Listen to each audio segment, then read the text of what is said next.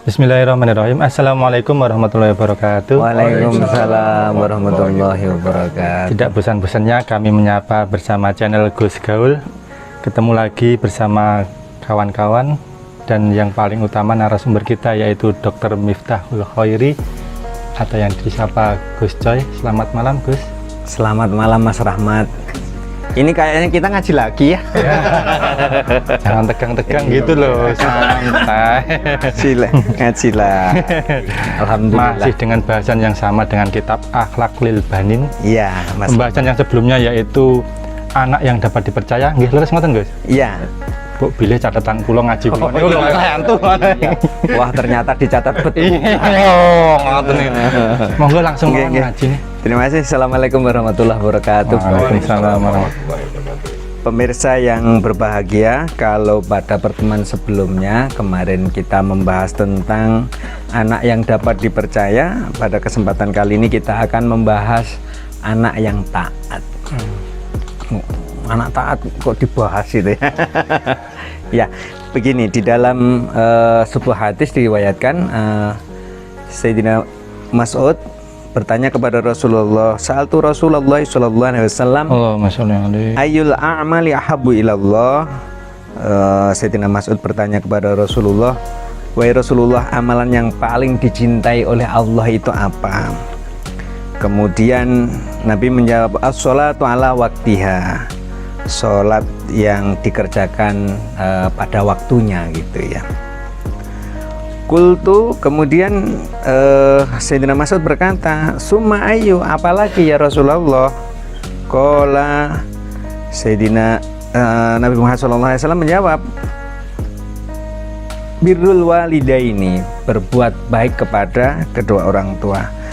Kemudian setelah dijawab, Sayyidina Mas'ud bertanya lagi kepada Rasulullah, "Summa ayu, apalagi ya Rasulullah?" Qala Rasulullah kemudian menjawab, "Summal jihadu fisabilillah." Maka amalan yang paling dicintai Allah setelah mengerjakan sholat tepat pada waktunya, berbuat baik kepada kedua orang tua, maka yang terakhir adalah jihad fisabilillah. Maka di pembahasan ini itu ada bahasan anak yang taat. Dikisahkan Hasanun waladun muti'un. Hasan adalah anak yang taat. Kemudian ada penjelasan yusolli kulla yaumin as-shalawatil khams fi awqatiha. Jadi kalau di hadis tadi ditanyakan amalan yang baik itu apa, yang pertama adalah sholat di waktunya gitu ya.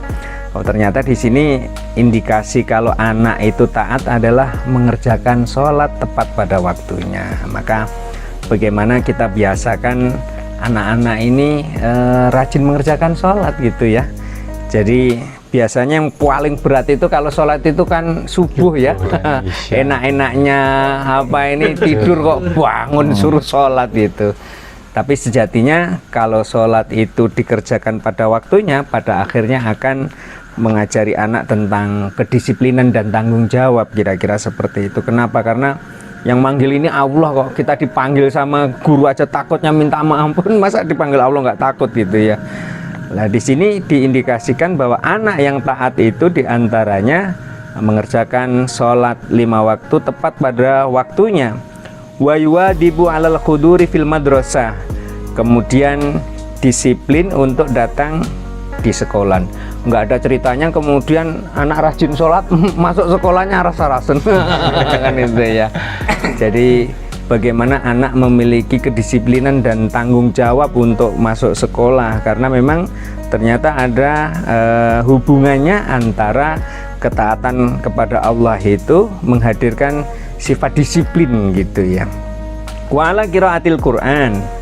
Jadi kalau anak itu sudah memiliki tradisi sholat 5 waktu yang tepat pada waktunya, berangkat ke sekolah secara disiplin, kemudian punya amalan rutin, diantaranya adalah membaca Al-Quran. Dulu orang-orang kampung itu biasa kalau habis maghrib itu kemudian ada gerakan membaca Al-Quran setelah maghrib gitu ya. Mau dibikin singkatan gemar apa gempar nanti ya. Gerakan membaca Al-Quran setelah maghrib ini penting karena akan apa ya, mendisiplinkan orang untuk tertib secara waktu. Jadi kalau kita kepingin bagaimana dalam kehidupan kita sehari-hari ini sukses, maka salah satu diantaranya adalah kita harus punya amalan yang rutin, kira-kira seperti itu ya. Diantaranya adalah membaca Al-Quran setiap saat.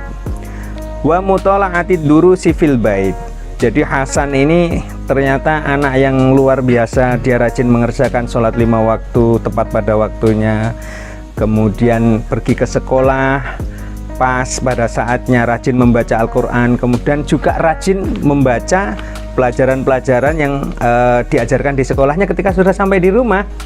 Walidzalika yuhibbuhu abuhu wa ummuhu. Wah, kalau Hasan memiliki sifat yang kayak begini ini wajar ya kalau bapak ibunya mencintai. Kira-kira Pak D nanti kalau punya cucu, harapannya cucunya seperti apa deh kira-kira deh? Oh iya, begitu ya. Jadi kerumuatan jeruntul, ya. Kemudian kalau ada PR nggak ditimbun, tapi dikerjakan. Lah, iya ini umumnya kan.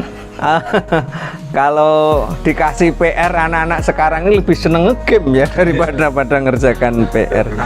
Iya, jadi betapa bahagianya kalau kita ini punya anggota keluarga seperti Hasan ya, yang taat, kemudian dia rajin mengulangi pelajarannya, ada PR dikerjakan, maka kemudian wajar kalau dia ini disayangi oleh kedua orang tuanya. Dan wa asatiduhu wa jami'un nas, para gurunya, kemudian kebanyakan orang itu kalau ngelihat anak yang taat itu pasti senang. Anak yang taat itu kadang-kadang baru dilihat dari jalannya saja sudah kelihatan sopan gitu ya. Tapi nek bukan ndewablek lagi ndelok ngono seneng Metantang ngreget ruwet ya deh kan ini ya. Lah Hasan ini ternyata diceritakan di dalam kitab ini, dijelaskan memiliki kebiasaan yang baik gitu ya. Wa min adatihi idza arada naum ayadkurullah, kan begitu. Jadi Hasan ini memiliki kebiasaan yang baik, apabila mau tidur ini dia berzikir kepada Allah. Enggak kemudian langsung delosor gitu. Umumnya kita ini kalau nggak punya adab tidur ini mau tidur ini langsung delosor. Nah ini maka Hasan ini ternyata dia anak yang sangat luar biasa. Dia mau tidur berzikir kepada Allah, wa yashkuruhu ala an hafidhahu tula yaumihi, dan dia merasa bersyukur kepada Allah, alhamdulillah hari ini kok saya dijaga oleh Allah. Kadang-kadang kan begini, orang tidak merasa ya bahwa satu hari kita sehat kemudian tidak ada apa-apa, itu sejatinya kita kan sedang dijaga oleh Allah. Amin. Bayangkan kalau kemudian kita pas lagi nggak dapat bagian yang baik dari Allah, lagi numpak sepeda motor langsung dicium sama mobil misalnya kan ya. Nah ini kan nggak baik, kira-kira seperti itu ya. Maka kita harus bersyukur atas penjagaan Allah yang diberikan kepada kita, nikmat sehat sebagaimana yang dilakukan oleh Hasan. Dia merasa bersyukur. Kenapa? Karena sepanjang harinya dijaga oleh Allah minal bala'i wal adha, dijaga dari berbagai ujian, berbagai musibah dan berbagai sakit. Kenapa? Orang ini biasanya kan begini, kalau dikasih sehat rumangsane koyok regane murah gitu ya, padahal sehat ini mahal kan gitu ya. Yang mahal sehat atau sakit deh? Sakit sebenarnya. Sakit ya. Jadi kenapa? Karena kalau kita sakit itu kan harus mengeluarkan ongkos gitu ya. Inilah yang barangkali kita harus syukuri. Oh ternyata sehat itu murah, yang mahal itu adalah kalau sakit gitu ya. Ini harus kita balik. Tsumma yaqulu bismika Allahumma ahya wa amut. Jadi Hasan ini memiliki kebiasaan kalau mau tidur dia berzikir. Ada satu riwayat yang sangat bagus yang barangkali perlu kita biasakan. Ada kisah Sayyidina Umar bin Khattab ini kalau dia mau tidur, sahabat ya, Sayyidina Ali ini kalau mau tidur itu ternyata punya amalan yang rutin.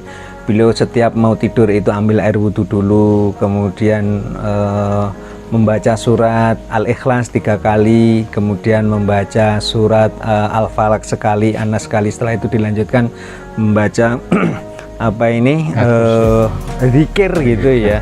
subhanallah subhanallah, alhamdulillah alhamdulillah, subhanallah subhanallah sebanyak 33, alhamdulillah sebanyak 33, Allahu akbar sebanyak 34. Walaupun dalam kondisi seperti apapun ya, kita tidak bisa bayangkan kalau kita setiap hari bisa melanggengkan amalan ini ya, istiqomah.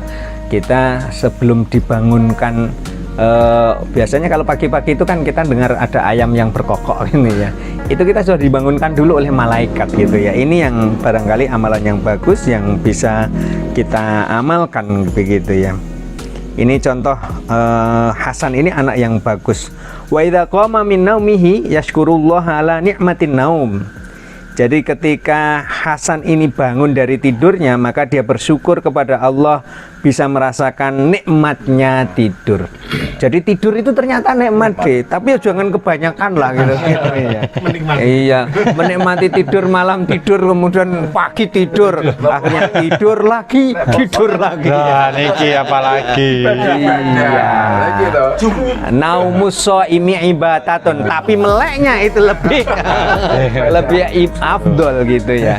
Jadi kalau tidurnya saja berpahala ibadah, apalagi kalau dia terjaga ya, melek kan itu ya. Maka ini amalan yang luar biasa. Jadi ternyata Hasan ini luar biasa, dia bisa mensyukuri. Wah, mau tidur dia bersyukur, setelah dia bangun alhamdulillah, oh ternyata kok bisa tidur. Kenapa? Karena kan ada juga ya orang yang sangat gelisah ini kemudian iya nggak bisa tidur ya kan, sayang. Alhamdulillah kok ternyata masih dikasih nikmat bisa tidur dengan nyenyak kan dia. Kemudian dikatakan setelah dia bangun, wa yaqulu alhamdulillahilladzi ahyana ba'dama amatana wa ilaihin nusur. Jadi ketika dia bangun itu bersyukur kepada Allah yang telah menghidupkan kita semuanya setelah kita dimatikan dalam beberapa saat kan gitu ya. Hakikatnya kalau orang tidur ini sebenarnya kan sedang pergi ke dunia lain gitu ya. Kok ternyata iya rohnya masih bisa kembali. Coba kalau nangsang bablas dolan kata Pak Miko, ini kan berbahaya gitu. Iya. Nyawane lali omahan itu kan enak sarapan. Oh iya kan, sego pecel juga enak kan itu ya. Akhirnya dia kembali lagi kan itu ya. Iya. Itu tadi, jadi Hasan ternyata luar biasa. Terkait dengan kebiasaan, kalau tadi dia mau tidur, wa min adatihi aidan idza akala. Jadi Hasan ini memiliki kebiasaan kalau mau makan itu ayyakula awalan bismillahirrahmanirrahim. Dia makan ini mengucapkan bismillahirrahmanirrahim. Tidak bisa kita bayangkan kalau iya, kalau makan itu biasanya kalau sudah kita ini terlanjur lapar wis babi bu, nggak ada nggak ada apa ini doa ya maksud saya. Iya, langsung masuk lalep kan itu ya. Ternyata Hasan ini memiliki kebiasaan kalau mau makan itu berdoa dulu, alhamdulillah, bismillahirrahmanirrahim. Wa idza faraqa minhu, apabila dia sudah selesai dari makan, yashkurullah ala ni'amihil akal. Jadi Hasan ini bersyukur kepada Allah nikmatnya makan. Saudara-saudara kita mohon maaf, ada yang karena sudah sakit itu dia mau makan aja di jus ya. Iya, ditaker. Apa ini anak dawet enak diombe ternyata nggak boleh kan gitu ya. Enak sate sing enak ternyata iya ada pantangan gitu. Iya. Aduh, ini berarti yang bersangkutan ini sudah tidak bisa, nggak diberi nikmat oleh Allah, nikmatnya makan kan gitu ya. Hasan ternyata dia bersyukur, oh ternyata masih diberi kenikmatan merasakan makanan yang enak gitu ya. Sate rasanya enak kan gitu ya. Krengsengan enak kan gitu ya. Tengkleng enak kan gitu ya. Iya, kepala kambing. Yashkurullah ala ni'amihil akal. Jadi Hasan ini bisa merasakan betapa nikmatnya makan. Kecuali kalau sudah giginya sakit, iya dipakai makan sate langsung nyolot nuntune kan gitu ya. Li'annahu ya'lamu anna Allah walladzi aujada lahu ta'am. Hasan merasakan, dia tahu bahwa Allah adalah zat yang mewujudkan baginya makanan. Jadi sebenarnya rezeki kita ini kan oleh Allah itu sudah diatur begitu ya. sebagaimana dijelaskan di dalam ayat Al-Quran, wa kulla syai'in khalaqnahu taqdira, bahwa segala sesuatu itu oleh Allah ternyata sudah diciptakan sesuai dengan kadarnya. Jadi kita patut bersyukur, kita ini kok oleh Allah masih diberikan makanan dan bisa merasakan nikmatnya makanan. Coba mari kita bayangkan burung yang nggak punya rumah itu loh, ternyata dia juga nggak pernah khawatir. Yundilah kok panganan enak. Makanya kalau ada orang lain mendapat nikmat itu kita nggak usah sengsara, nggak usah susah. Heran saya ini, ada orang lain kok susah melihat orang lain senang. Stop. Ya ini makanya kita patut bersyukur bahwa alhamdulillah orang lain dikasih nikmat, kita sendiri bisa merasakan ikut kecipratan. Iya, kecipratan kalau kita seneng. Alhamdulillah. Iya, jangan langsung. Iya. Wa yaqulu, kemudian Hasan mengatakan alhamdulillahilladzi at'amani hadzal ta'am. Akhirnya Hasan bersyukur, alhamdulillah Allah telah memberikan makanan kepadaku dengan menghadirkan makanan ini. Wa razaqanihi min ghairi haulin minni wala quwwatin. Jadi kemudian dia mengatakan alhamdulillah Allah telah memberi rezeki kepada kami tanpa ada susah payah, kira-kira seperti itu ya. Ya, jadi bagi Allah itu rezekinya dimudahkan. Maka inilah yang kemudian harus kita syukuri.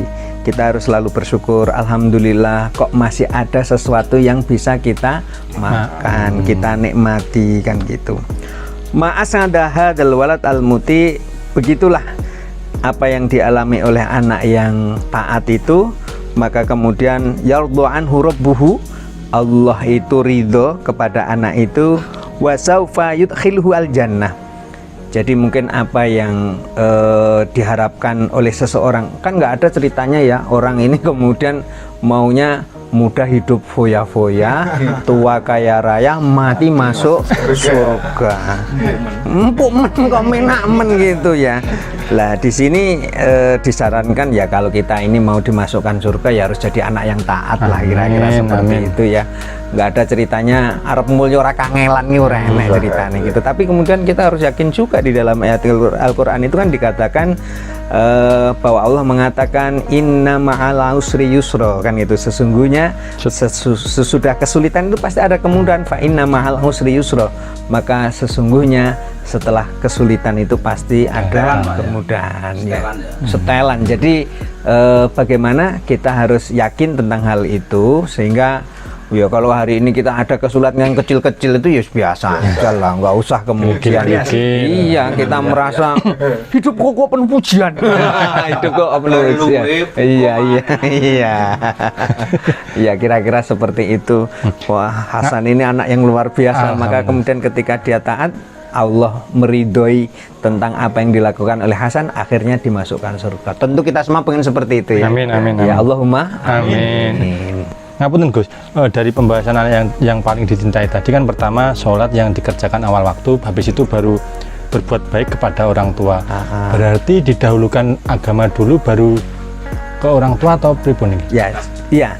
Jadi Islam ini kan agama yang sangat luar biasa. Ada 3 hal yang harus kita yakini, ada trilogi iman, Islam, kemudian ihsan. Jadi orang kalau pengen hidupnya baik maka harus mengamalkan rukun iman, kira-kira seperti itu. Iman kepada Allah, kepada malaikat, kepada rasul-rasulnya, kemudian kepada kitab-kitabnya, kemudian harus iman kepada hari akhir, dan yang terakhir iman kepada qada qadar. Lah ketika iman ini sudah dimiliki oleh seseorang, ya nggak ada ceritanya iman kepada Allah kemudian tidak dilanjutkan dengan menjalankan syariat yang disebut dengan rukun Islam, kan gitu ya. Kemudian yang terakhir, kalau iman Islam sudah kita miliki maka jadilah ihsan. Jadi 3 hal ini harus saling terkait. Nggak ada ceritanya imannya bagus, syariatnya bagus, akhlaknya ketemu temannya nendangi, nggak mungkin.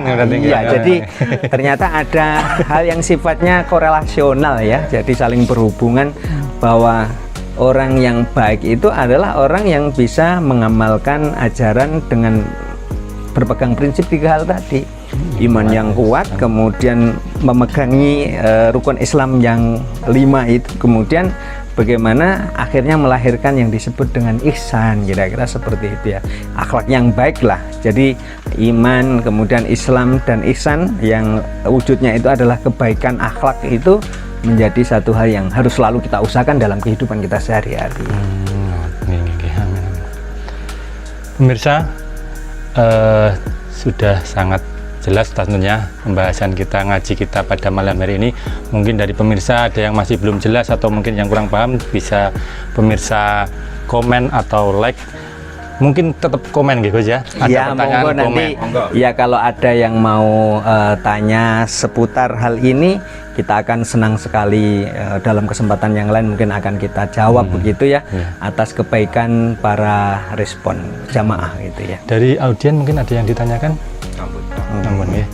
Ya mari kita berdoa bersama-sama, mudah-mudahan ke depan kita oleh Allah diberikan generasi yang taat ya. Anak-anak cucu kita menjadi anak-anak yang baik, yang taat kepada Allah dan kedua orang tuanya, dan kemudian bermanfaat bagi lingkungan dan bangsa dan negara. Bismillahirrahmanirrahim. Allahumma sholli ala sayyidina Muhammad wa ala ali sayyidina Muhammad walhamdulillahirabbil alamin. Hamdan yuafi ni'amahu wa yukafi mazidah. Ya Rabbana lakal hamdu kama yanbaghi li jalali wajhikal karim wa 'azimi sultanik. Allahumma sholli ala sayyidina Muhammad bil qulubi wa dawaiha wa afiyatil abdani wa sifaiha wa nuril absari wa diyaiha wa asma'iha wa la alihi wa sahbihi wa barik wa sallim. Allahumma innaka afuwwun karim tuhibbul afwa fa'fu anna ya karim. Allahumma inna nas'aluka ridhakal jannah wa na'udzubika min sakhatika wan nar. Allahumma arzuqna fahman nabiyyin wa hifdzal mursalin wa ilhamal malaikatil mukarramin bi rahmatika ya arhamar rahimin. Rabbana atina fid dunya hasanah wa fil akhirati hasanah wa qina adzabannar. Shallallahu ala sayyidina Muhammadin nabiyil ummi wa la alihi wa sahbihi wa barik wa sallim. Subhana rabbika rabbil izzati amma yasifun, wassalamun alal mursalin walhamdulillahi rabbil alamin. Terima kasih. Ya, terima kasih. Sampai ketemu di lain kesempatan. Terima kasih Gus, ngajinya sangat bermanfaat. Semoga barokah buat kita semua tentunya. Amin, juga amin, buat amin. pemirsa channel Gus Gaul yang masih setia menunggu channel-channel berikutnya. Jangan lupa tetap like, share dan komen. Ikuti terus channel Gus Gaul di episode-episode berikutnya. Sampai jumpa dengan kami, Gus Gaul. Assalamualaikum warahmatullahi wabarakatuh. Waalaikumsalam warahmatullahi wabarakatuh.